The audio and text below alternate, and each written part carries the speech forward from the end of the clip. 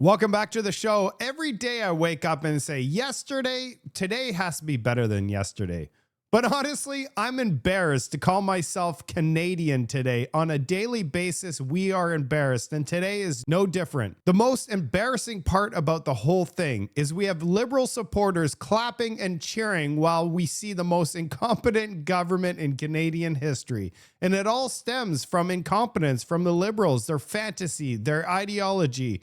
Instead of being fact-driven, data-driven, and common sense. Honestly, every single time I see a liberal announcement, I'm like, the opposite is the right decision to make. Next time you see a liberal announcement, if you look at it in that lens, you know what we should actually do. The opposite. Mark Carney embarrassed us on the world stage. What else is new? At the UN, he wants to put boots on the ground in Ukraine, and now he wants to put boots on the ground in Gaza. Are you going to be sending your children to Gaza? We have David Eby that says no pipeline in BC. And I have an update on the ostrich farm, the pew pew buyback situation. Oh man, you can't make any of this stuff up. Let's get into this report.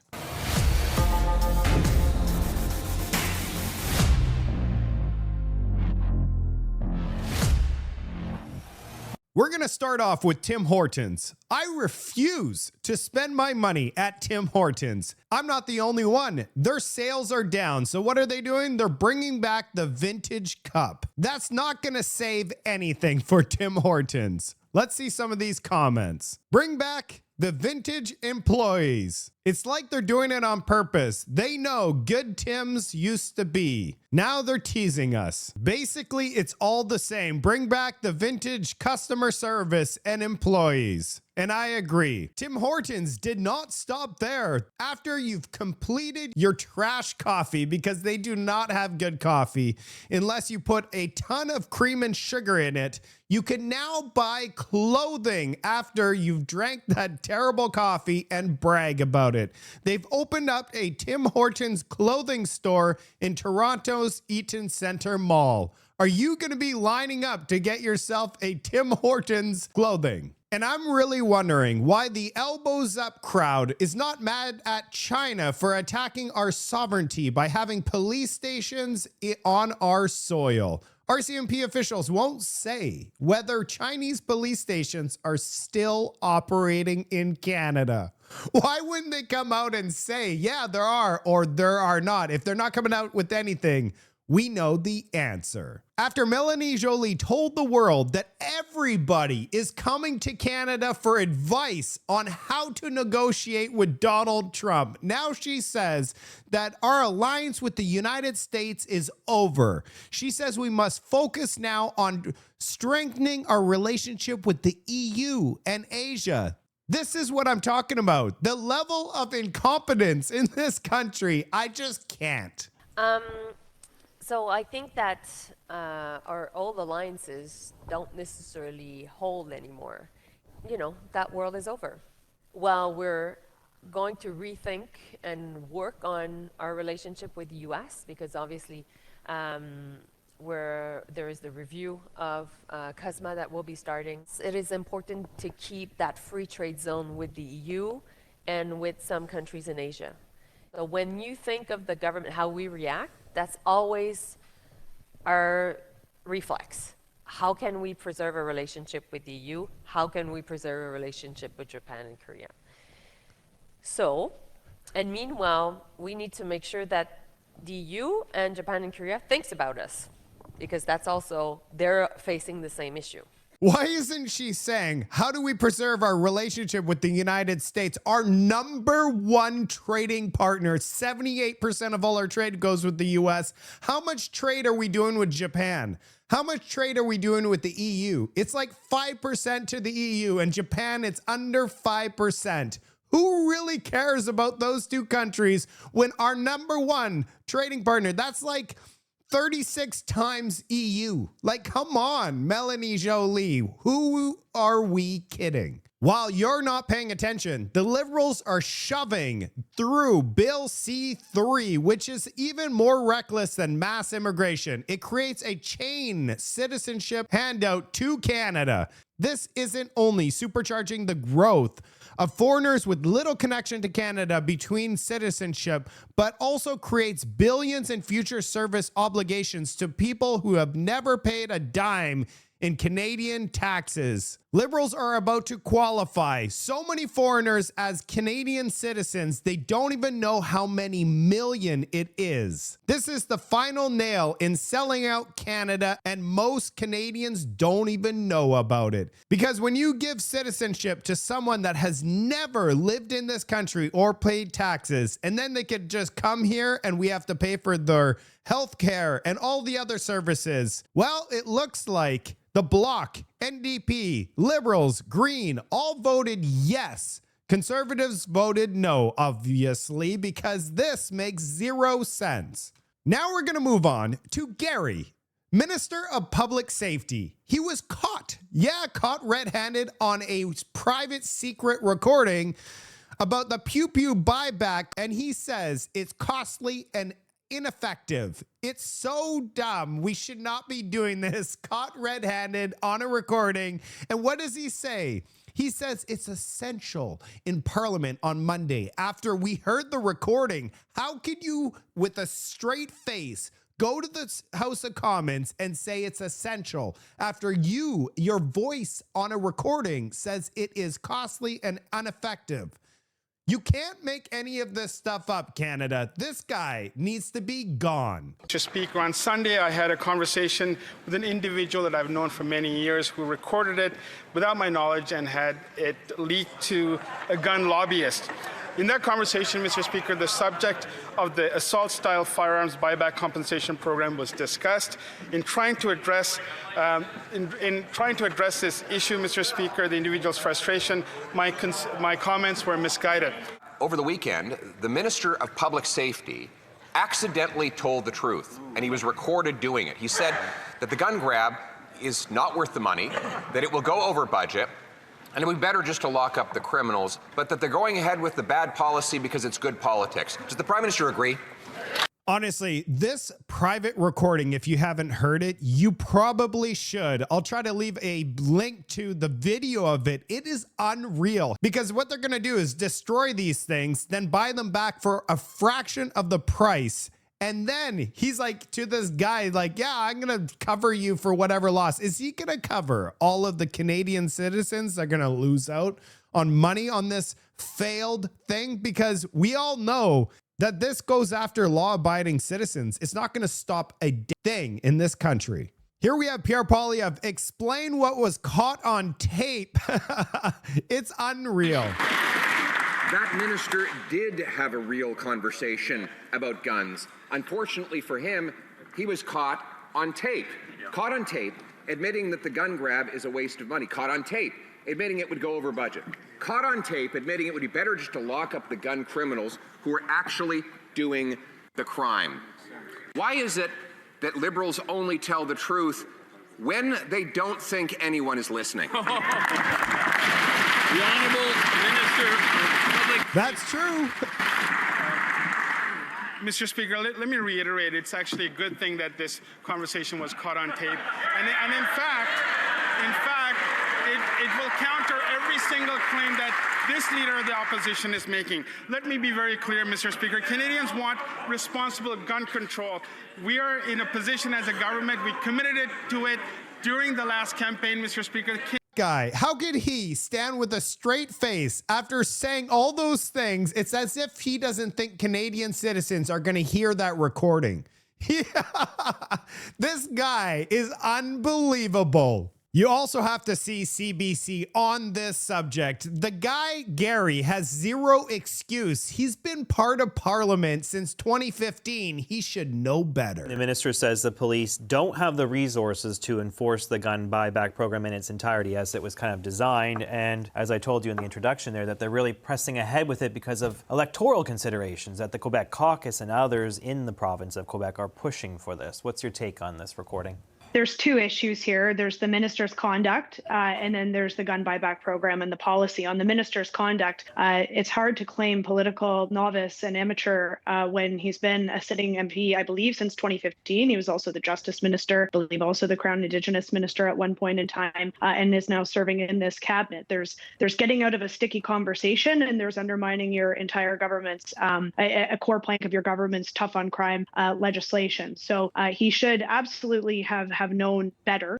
It's so embarrassing. They're going tough on crime. That's why we're doing it. And then in a recording, he says, yeah, it's just for votes from Quebec. This is like a complete crumbling of their agenda in real time. It's as if they don't think that that recording is going to go out to the public. In the course of that conversation. And unfortunately, for the minister, it's not his first lapse in judgment. Perhaps more gravely, he has undermined a very core pillar of the government's justice strategy and approach. He's admitting what many have already known for some time, that the gun buyback program will have precisely zero effect on gun violence in this country. And now it's going to be difficult for Canadians to take that program seriously and the aims of that seriously when the minister is out there undercutting his government's very policy, the one that he's supposed to be promoting himself.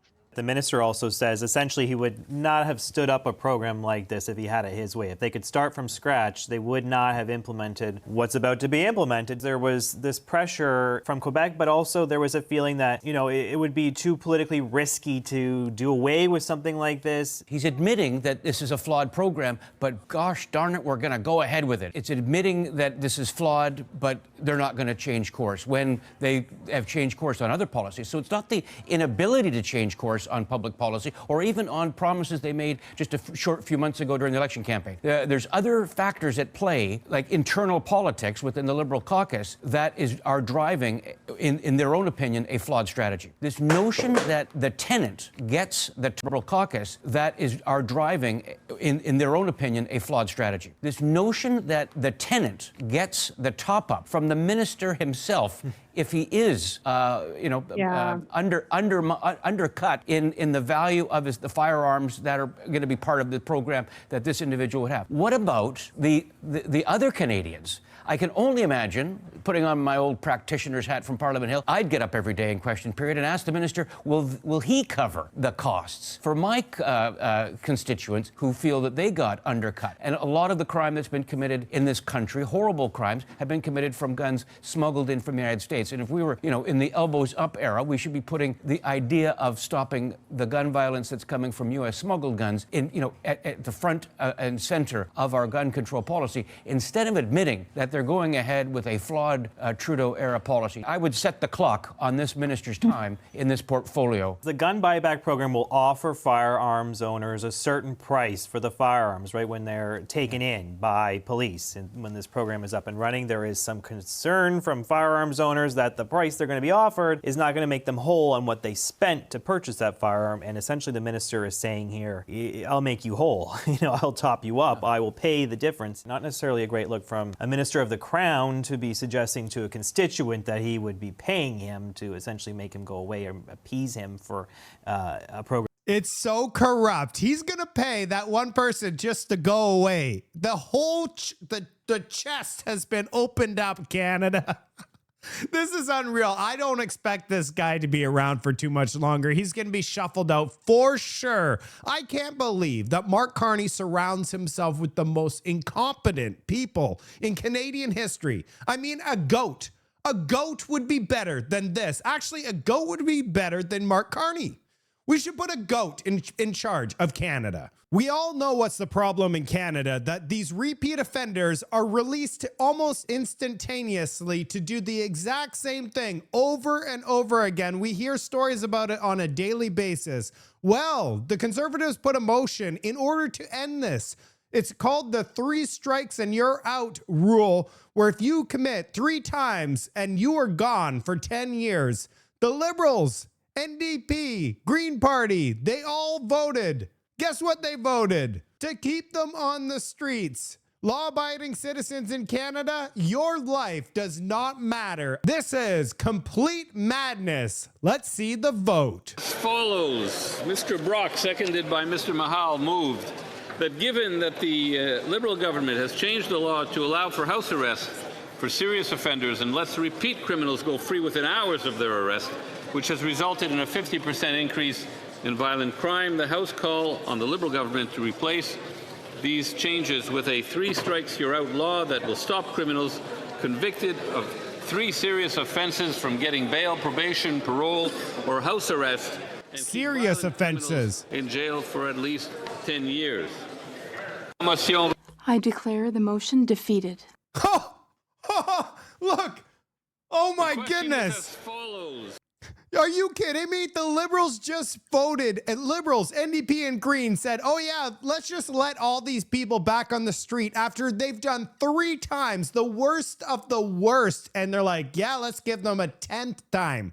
10 times, 30 times, 100 times, they're going back on the street. The worst of the worst in Canada is getting sent back on the street. But if you do an H crime, oh yeah, you are going to jail for life in prison in Canada. Let me deal with the hate penalty first.